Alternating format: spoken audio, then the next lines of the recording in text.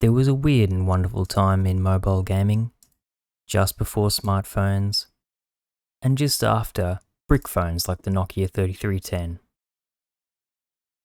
And in that time, id Software released Doom 3. And then John Carmack decided, you know what? I want to make a phone game. And so id Software paired up with Fountainhead Entertainment and Jamdat, and they made a Doom RPG. It was made for Java, it was a mobile game, and it was actually pretty good. In it, we have been dispatched in response to a distress call from UAC's research facility on Mars. The base is under attack by an unknown force, and our mission is to acquire intelligence and neutralize the threat. And here is the world's most exciting cutscene. All the triangle does is touch Mars, so insertion complete. We were inserted. For further instructions, rendezvous with the other Marines at Junction. Expect heavy resistance. Good luck. And what is this game? Well, it is a turn-based combat RPG.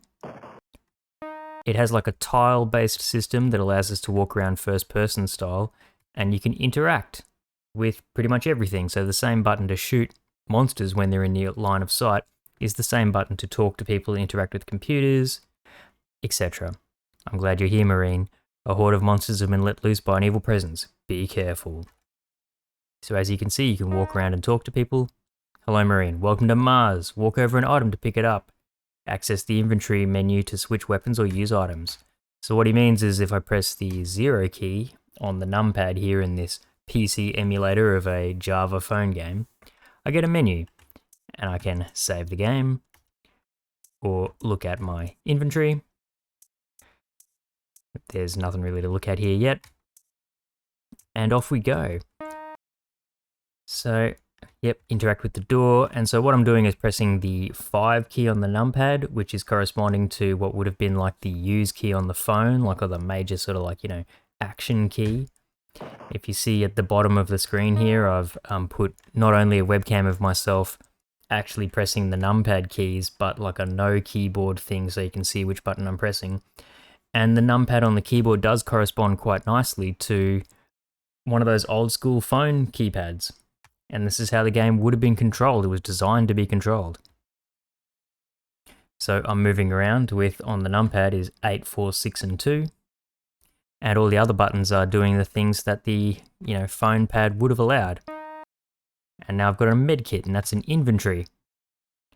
And if I go to the menu and look in the inventory, now I have the med kit, which I can use at any time. Truly is a RPG. And I think that was quite clever by John Carmack and id Software to realize that in this format on these Java phone games, Doom would work best as a turn-based RPG. And it's actually quite a good game. It won a lot of awards. It was actually really quite fun to play, albeit slower and different. It's not really Doom. But they added in some cool new mechanics, such as the fire extinguisher. So now I can walk around and put out the fires that are in front of me, and if I don't, well, I'll take damage if I walk through a fire. And then there's, people and computer terminals to talk to that give you a story, which, like I think I said before, is based a little bit on Doom 3's story. Anyway, we need to talk to this Marine to get through the door. I promise you, all he's doing is just saying a bunch of tutorial stuff. So if you really want to see what he's saying, you can pause the video, but I'm just going to blast through it. And let's use the fire extinguisher. So this room really starts to highlight what I'm talking about with that tile-based system. In fact, we have a map, and I should pull that up just to really show off the tile system that I'm talking about. And hopefully you can see, in conjunction with what's going on screen and the key presses I'm doing, how you navigate the game. So let's bring up my menu and go to the map just to show you what I'm talking about. So you can kind of see that the game, you can have these like slightly angled walls, but essentially it's a bunch of tiles. And so that flashing arrow is me, and I'm looking, I assume based on the direction, back at where I was before.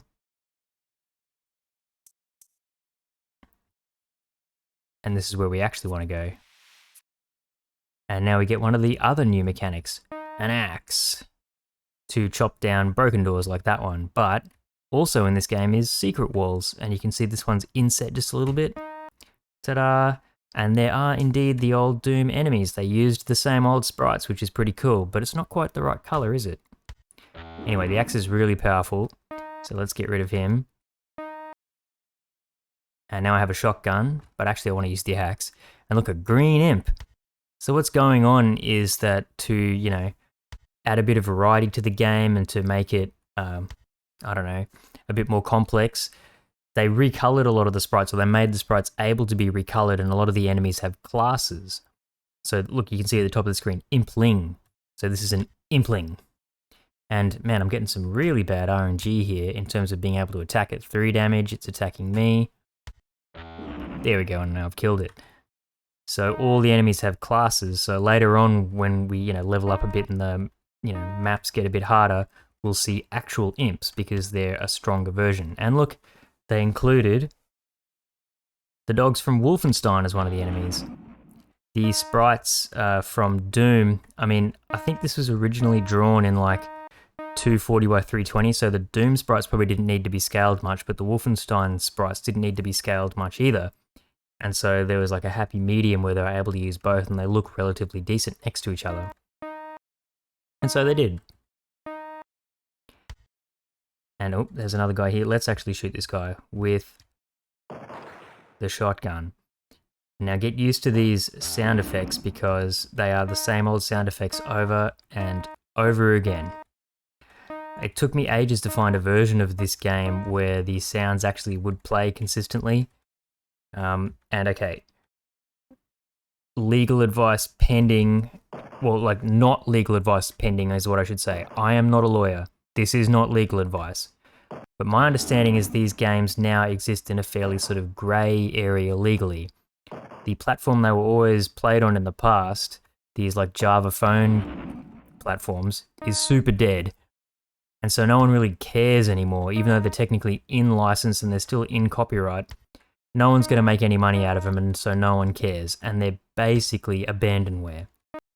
Now, I definitely did pay for this game on like the Sony Ericsson App Store back in the day in like 2006 or whatever.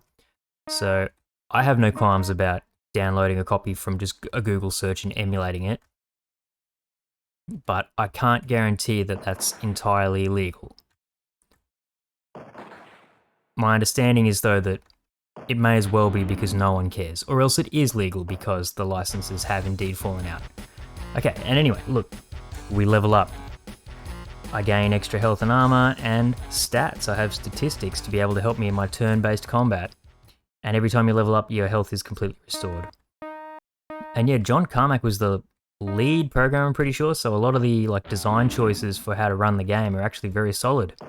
This game won many, many awards because for its time it was really good for a phone game. And it still holds up in terms of being fun, in my opinion.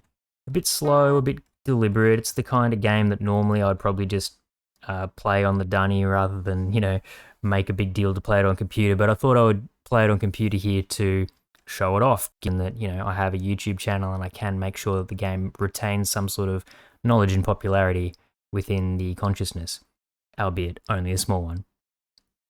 So this computer is telling us that we need a passcode for this door, 1234. And now this guy has the most realistic dialogue I've ever seen in an RPG. I don't feel like talking. Brilliant, so we'll just leave him alone.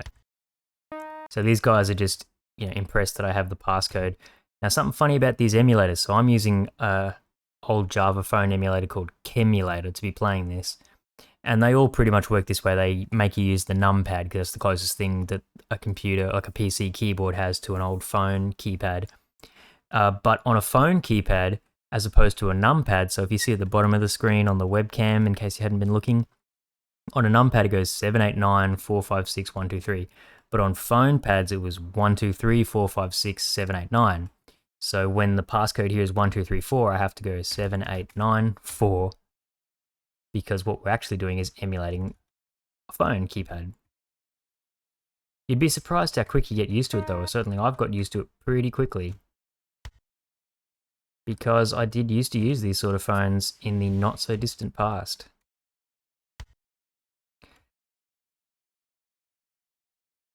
Now, there'll be a couple of dudes in here that I want to get rid of, but this first map entrance, it's not that long or hard, but the way this game works is pretty similar to Doom in the sense that there are a bunch of separate levels and you need to, you know, get through them all and get to the exit. But there are actually some like mission objectives throughout. You need keys. Sometimes you need to like get specific items and kill specific monsters before you can progress, that kind of thing.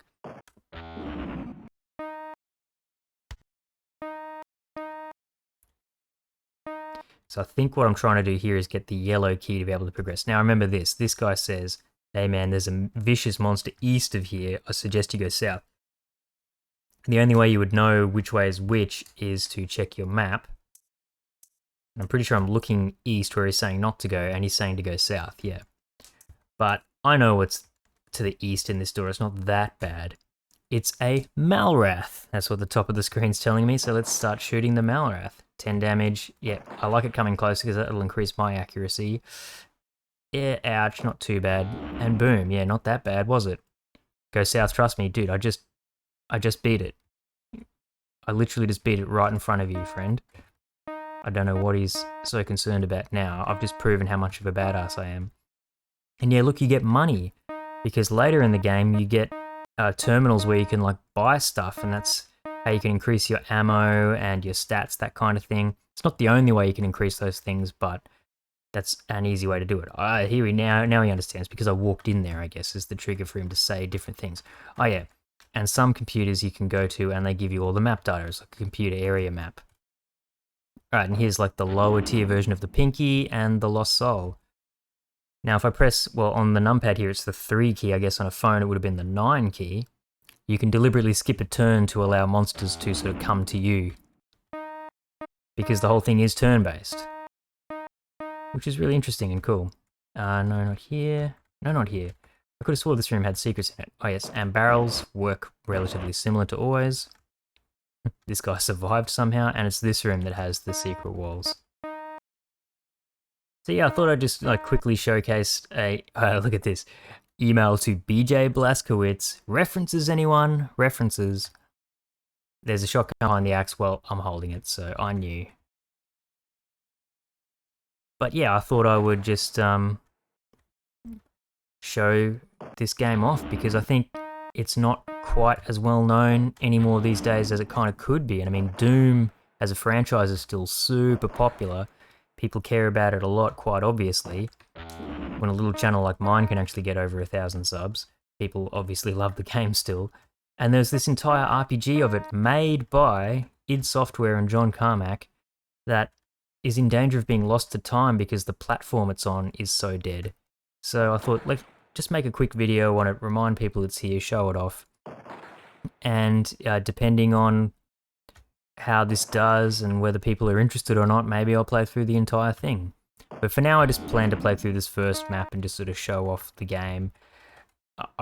It's like I say, I'm pretty sure it's abandonware, so I would highly encourage anyone who's interested to just download it. Download Chemulator, download the game itself, and play it, because it's actually quite fun. And you can get on like Android phones at least, there's a emulator called J2ME, like J2 emulator, like J2M loader I think it's called, or something like that. You'll find it on the App Store.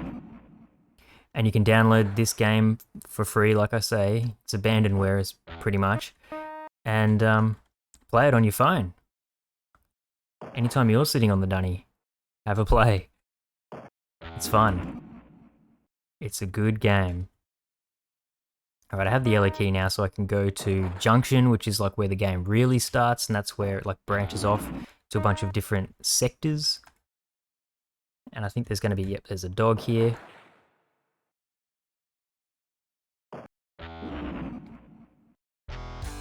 And that's the first level, entrance. All the secrets, I missed some kills, I'm not sure where they were, but whatever. Junction. So yeah, like I've been saying, really cool game, really fun. Hopefully this game doesn't completely die to history. But John Carmack, he really wanted to make a phone game, and he did, and here it is. Unfortunately for him and for id, they accidentally bet on a format of phone games that was not long for this world. There is actually like a really cool, Jeezy Doom mod for Doom where they remade most of Doom RPG in Jeezy Doom, which is really cool too, and maybe I'll show that at some point. But if you don't want to play this because it's just too old and janky for you, give that a look. It's got a really cool story. It's really fun. This game won a lot of awards. It's cool. Doom RPG, pretty cool. Let me know if you want to see more of it. Anyway, I'm out now. Peace.